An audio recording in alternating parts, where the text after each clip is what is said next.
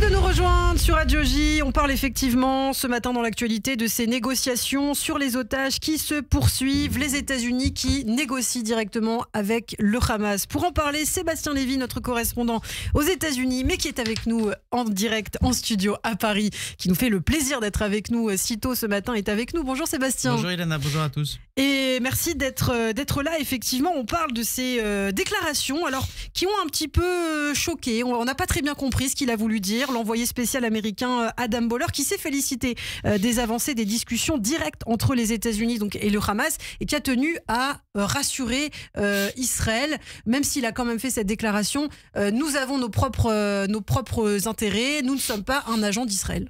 Sur le fond, il n'y a rien de véritablement choquant ou scandaleux dans ce qu'a dit l'envoyé de Trump, le conseiller de Trump. Ce qui est intéressant, selon moi, c'est plutôt le deux poids deux mesures, c'est-à-dire que je ne peux pas m'empêcher d'imaginer ce qu'aurait été la réaction des républicains et de Trump et aussi du gouvernement israélien si un conseiller de Biden avait dit la même chose, c'est-à-dire notamment nous ne sommes pas un agent d'Israël, ou bien quand on a dit, il y a des... Ron Dermer, le conseiller Netanyahou est extrêmement inquiet, le ministre de Netanyahou est extrêmement inquiet, il a dit écoutez, je me fiche un peu de ce que pense Ron Dermer. Il a dit ce genre de choses. Encore une fois, sur le fond, je trouve qu'il n'y a rien de scandaleux que les États-Unis défendent leurs intérêts.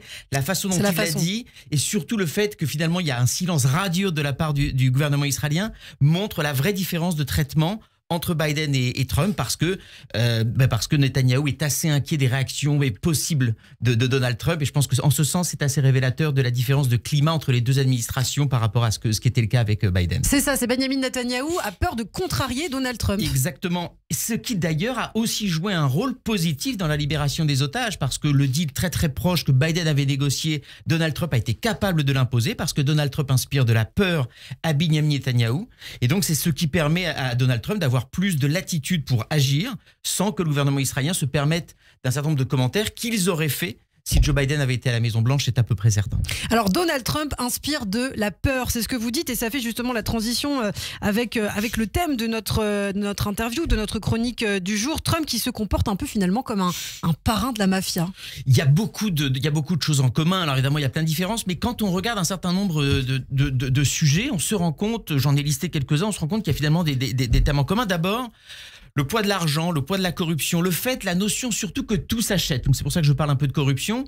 C'est-à-dire que Trump estime que si jamais il fait un bon deal par rapport au Groenland, ça peut s'acheter. Que donc tout peut se négocier, tout peut s'acheter. Il y a quand même quelque chose d'extrêmement fort. Je rajouterai également le fait qu'il a recours à l'extorsion, à la menace. C'est-à-dire, en gros, quand il dit à Zelensky, vous signez ou sinon on s'en va. Et puis de toute façon, c'est globalement son modus operandi, à l'intérieur et à l'extérieur.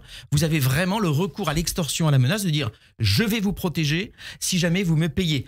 Là, on est carrément dans un thème mafieux, c'est-à-dire ça fait un peu penser au parrain de la mafia qui va voir le salon de coiffure du coin en disant écoutez, il est beau votre salon de coiffure, il serait dommage qu'il lui arrive quelque chose. C'est la même chose, c'est-à-dire vous me payez votre écho, je vous protège. Et puis il y a également autre chose. Trump a choisi notamment d'avoir des gens, il a choisi des gens par loyauté beaucoup plus que par compétence. On parle d'ailleurs un peu d'une kakistocratie aux États-Unis, c'est-à-dire des gens qui ne sont pas les plus compétents mais qui seront les plus loyaux. Et là aussi on dit dans le registre de la mafia qui souvent ce sont les liens de la famille. Donc vous voulez avoir des gens qui vous louent une loyauté absolue. Et puis je rajouterai un dernier point, c'est aussi le culte du chef, c'est-à-dire qu'on ne contrarie pas le chef. Alors ça fait écho à ce dont discutait sur le Premier ministre Netanyahou. Et donc là aussi, c'est-à-dire, vous devez montrer un petit peu un énorme respect envers le chef. Et là aussi, on est par rapport à un comportement assez mafieux. Et puis je rajouterai une toute dernière chose.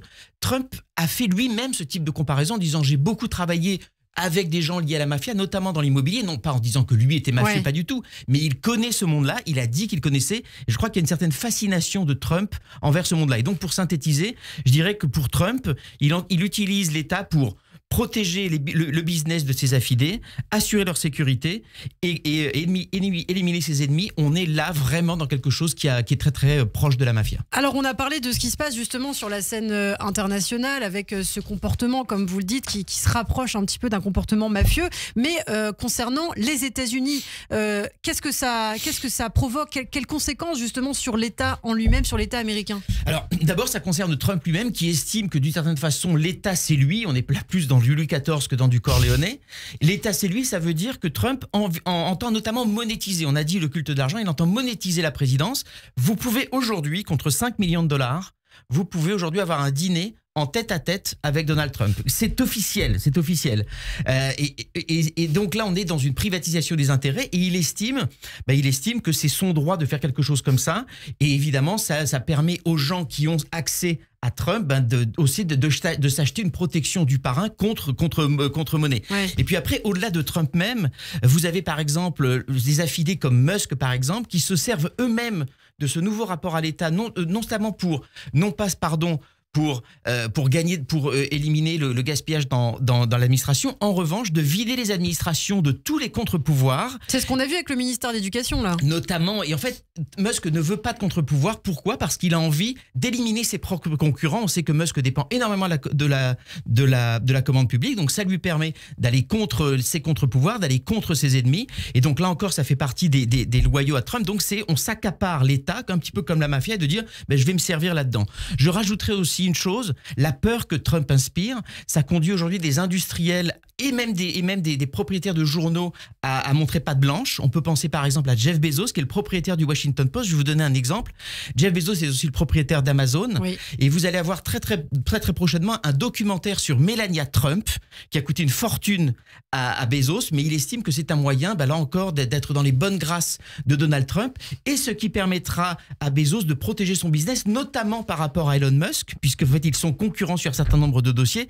Donc vous voyez bien comment la privatisation de l'État et l'approche assez mafieuse et affairiste conduit complètement à une inversion des valeurs. Et puis je peux penser notamment aussi, un dernier point, ça m'a frappé, Rodolphe Saadé, le patron de la CMA, qui était dans le bureau de Trump disant j'annonce 20 milliards d'investissements, en disant voilà, je prête allégeance au chef et je fais ce que le chef attend de moi. Donc il y a un certain nombre de sujets où ça montre en fait que le rapport un petit peu mafieux qu'on a, la situation mafieuse, conduit un certain nombre de gens à ajuster leur comportement pour être dans les bonnes grâces de Trump. Effectivement, et donc chaque pays finalement s'adapte, Sébastien, à cette nouvelle réalité. Chaque pays, on le voit d'ailleurs avec Israël, comme on l'a dit avant. Exactement. Et donc au niveau international, vous avez des conséquences énormes, c'est-à-dire que chaque pays essaye de négocier directement avec Trump pour éviter notamment les droits de douane, pour aller flatter au maximum Donald Trump. On peut penser aussi par exemple l'Arabie Saoudite qui annonce un énorme investissement de 1000 milliards,